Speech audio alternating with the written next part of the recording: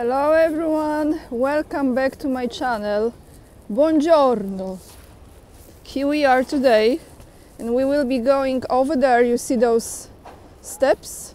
Because I think it's a perfect place to sit down and read you what I have for you today. And today I have a lot of things for you. I have 4 different topics. I hope the wind is not too much. Okay, so what I have some words from Zelenska this time, because I had many words from Zelensky lately, so we have to keep balance, equal rights, okay? So I have some commentary from Olena Zelenska, wife of Volodymyr, very big on high-end brands, I've heard, and luxurious products. No offense, I like beauty too, no offense, but you know, not when it's paid by the blood of others, right? And then I have a topic with Sikorski, Radosław Sikorski, thank you USA, that one, the Minister of Foreign Affairs of Poland. And then I have, what else I have, let me think. Oh yes, the subject that keeps on coming back like the boomerang, and that is Nord Stream pipeline.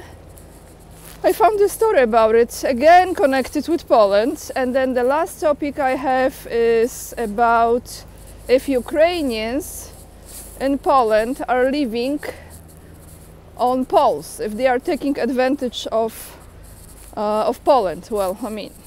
So guys, but before I go into the news, I want to tell you something that came to me yesterday when I was preparing the news for you. By the way, before I continue my thoughts, here is, I think is the train station. This is the main train station. I haven't taken the train here, but just for those who ever come to Venice, all right? I know that when you come out of it, you have those offices right here. You see those places? You can buy the tickets for the boats and other destinations you want to go to. So it's very, very convenient. That's how you arrive to Venice. And we will be going here. I don't know what is this building. So those of you who are from Venice or from Italy and know this place, please put in the comments down below. I'm gonna read you the news because I have a lot. So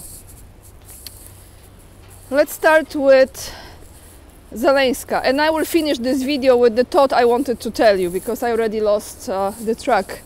Okay, so Zelenska said those words, and it was just yesterday. It's a good spot for my pages.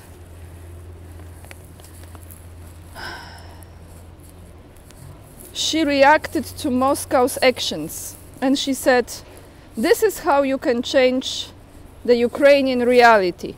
This was the article. So I click on this from Polish website, and it says the First Lady of Ukraine reacted to another missile strike carried out at the behest of the authorities in the Kremlin. This is the only way to change the Ukrainian reality. Zelenska, you know who I got this from, right? It's subconscious mind already.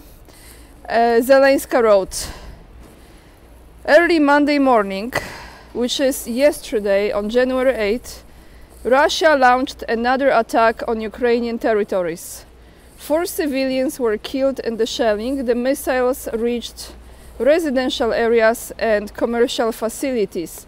Due to the emerging concerns, the operational command of the armed forces has decided to issue a statement for citizens of our country.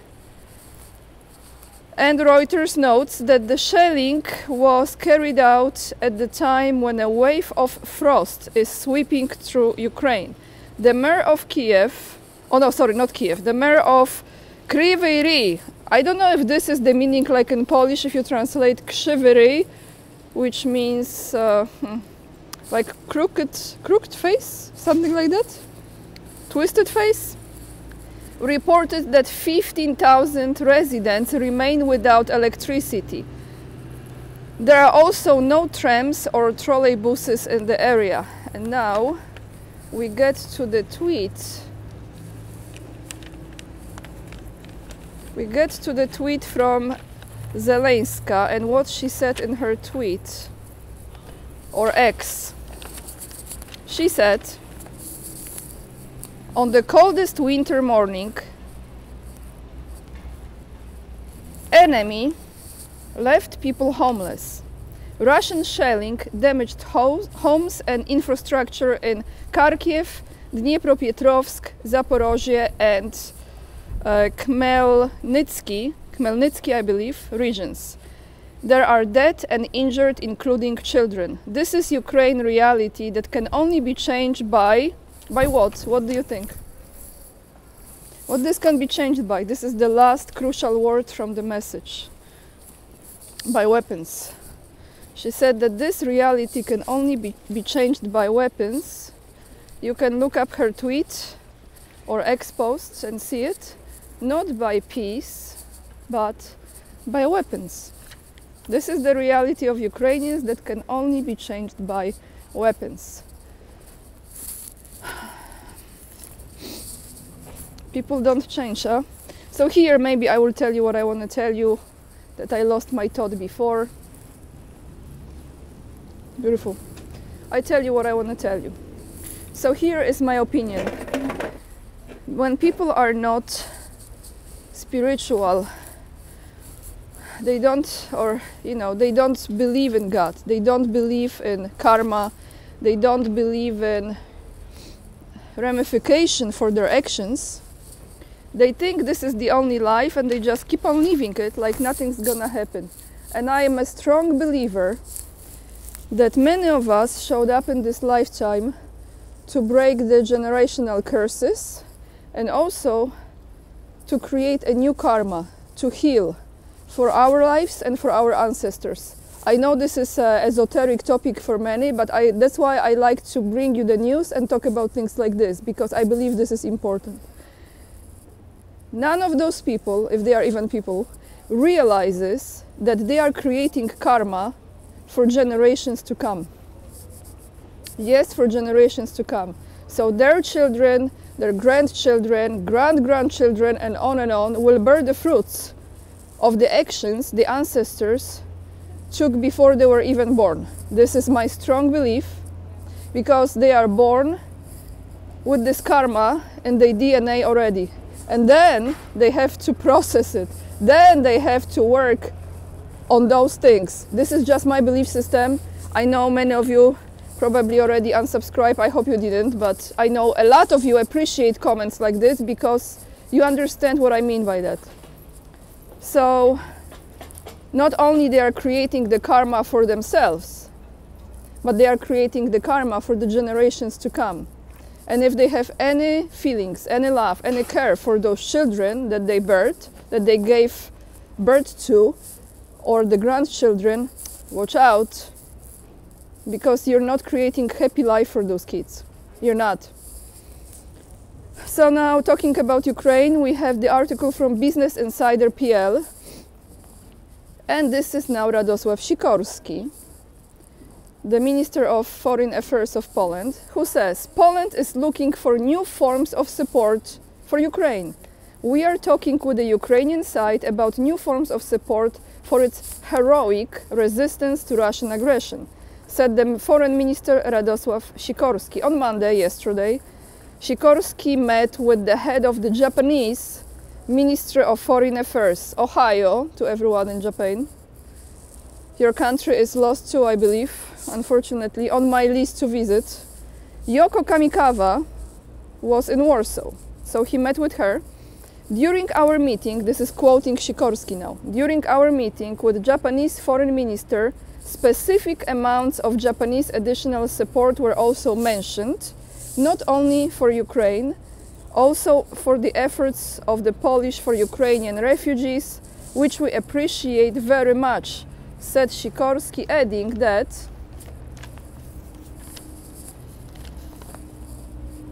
the sums donated by Tokyo are impressive. The minister said that the Kremlin wants massive missile attacks to break the resistance of Ukrainians and the determination of the international community to support Kiev. President Putin, this is Sikorski's now words, President Putin made a mistake about how he would be able to conquer Ukraine in 3 days. And he will be wrong now, Sikorski said. Okay, so we go with the flow, and since we are on the topic of helping, another article from Business Info from Polish portal, do Ukrainians live at the expense of Poles? This is quite lengthy article. I'm gonna read you pretty much most of it, but if you want to read it yourself, as always, all the links to the articles that I have for you are in the links. The links are in the description box below this video. So let's go through this. There is a lot of talk about refugees and migrants from Ukraine, that they earn a lot of money, live at the expense of the state, meaning Poland, and consequently taxpayers, and even that they have it better than Poles. The latest NBP, this is Narodowy Bank Polski, National Bank of Poland. The latest NBP reports shed light on this issue. How much is this a myth, that they live better than Poles? All right, for the third time since the outbreak of the war in Ukraine, the National Bank of Poland has conducted a survey of the economic situation of migrants and refugees from this country. So, despite this, there are still rumors, it says rumors, about the earnings of Ukrainians. I just want to emphasize here, they did the survey, so they can put whatever they want in this survey, but I'm going to read you this, and then I give you a little bit of my commentary. According to some, they, which means Ukrainians, earn better than Poles or live at their expense by receiving social benefits. This is especially true for post-war refugees. None of this, however, is true. I was like, huh? You see, that's how they write those articles. But let's go through this. The NBP, National Bank of Poland, reports clearly show, sorry, my writing. The National Bank of Poland reports clearly show that migrants are in much better situation than Ukrainians who came to Poland after the Russian attack. So now they are saying that other migrants have better situation than Ukrainians. Okay, how do I know? How do I know? Because I've been in Poland for quite a long time, in and out, but long time, okay? And I talk to people. I talk to people who are Polish, who live in Poland, who deal with this on everyday basis, and they tell me firsthand how this looks like. Because their neighbors are Ukrainians, their co-workers are Ukrainians, okay? So they really know what they are talking about. And those people who they work with, or they are neighbors with, very often tell them the stories, okay? They actually know how much, very often they know how much those people are making, getting money. Okay, let's continue, because as always I sidetrack. Okay, so although both groups usually earn around the minimum wage, as many as 49% of refugees declared a salary lower than 3,000 zloty. They declared it, okay? So they can put whatever, but they declared. And this 3,000 zloty, I would say around 800 bucks, $800. This is the lowest salary in Poland. In the case of migrants, it is only 21%. It is also worth bearing in mind that education gained in Ukraine is often irrelevant when looking for a job in Poland, and this combined with the chaos caused by the war only makes their situation even more difficult. 31% of pre-war migrants and 53% of refugees actually use Polish benefits. However, the most frequently indicated among them is 500 plus, currently 800 plus. This is in zloty. So 500 plus zloty or 800 plus zloty now, which, how much is it? Like it's not $200, less than $200. This allowance is used by 28% of migrants and 44% of refugees. Well, here let me tell you, and I know this story firsthand from people who I know, or places I go to eat, for example, and I get service from those people and I love those people, and they tell me, so you have a family of Ukrainians, 4 people, mother, father, 2 kids. Each one of them gets 800 plus. So you just combine this, which makes it 3,200 Polish zloty, okay? This is already above the lowest salary. And on the top of it, they have salary.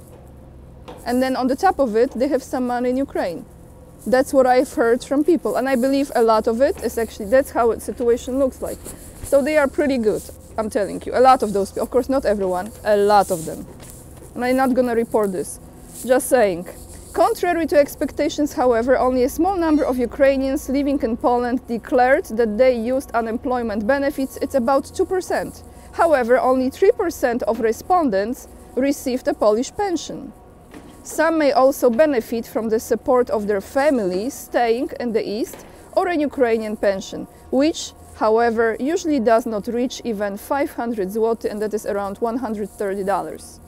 Even though many Ukrainians have already left Poland in search of higher earnings, many still declare that they would be happy to stay in our, read Poland, country for longer than a year. Or even permanently. In the case of refugees, it is 39%, and in the case of pre-war migrants, as much as 61%. They want to stay, maybe permanently. At the same time, more than half of the respondents cannot determine exactly how long they will stay in Poland. Many of them declare that they would like to return to Ukraine within 3 months of the end of the war. What will be left there? What they return to? Like what? Seriously. I mean, would be nice if they have the sense of national, like if they are patriots. Well, if you're a patriot, you don't really leave the country, you fight for the country, right? But if they return, they, I don't see this really happening. So the last article I have, let me see if I have this. Yeah, I have it on 2 pages. So I will just make some moves here because I want to really walk with you guys and tell you this. This is the subject that is like a Australian boomerang.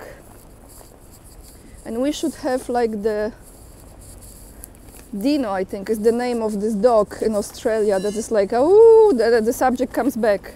Nord Stream pipeline, never-ending story. Because from Business Insider PL, European investigators investigating the sabotage of the Nord Stream gas pipeline believe that Polish authorities resisted cooperation. So now they throw it.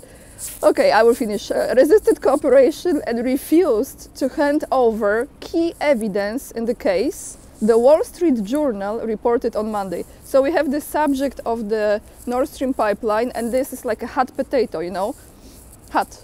So they're gonna throw it, and now who's gonna catch this hot potato? This is fault of Poland, because the previous authorities, Polish authorities, resisted cooperation and refused to hand over the key evidence. The quoted investigation stated that this raises suspicions of complicity in the operation. That Polish reaction, right? They also expressed their hope that the new authorities in Warsaw, like Sikorski, like Tusk, they would change their approach. I'm sure they will. Thank you, USA. Thank you, USA. I mean, they already approached it, right? Anyway, let's see. Some investigators, let's see, what is here? Some Polish institutions investigating Nord Stream 2, the prosecutor office and the border guard appeared to be cooperating with their foreign counterparts, but other agencies, including the Internal Security Agency, did not respond to the inquiries or gave contradictory information. Ooh. Lying, stealing, cheating. Although European officials are said to be convinced that the sabotage was carried out by the Ukrainians, they are convinced that the sabotage was carried out by the Ukrainians, they say that the lack of full cooperation makes it difficult to determine whether the attack took place with or without the knowledge of the former Polish government. So now it's like Morawiecki, you know, Pinocchio. For sure it's Pinocchio because, you know, Pinocchio.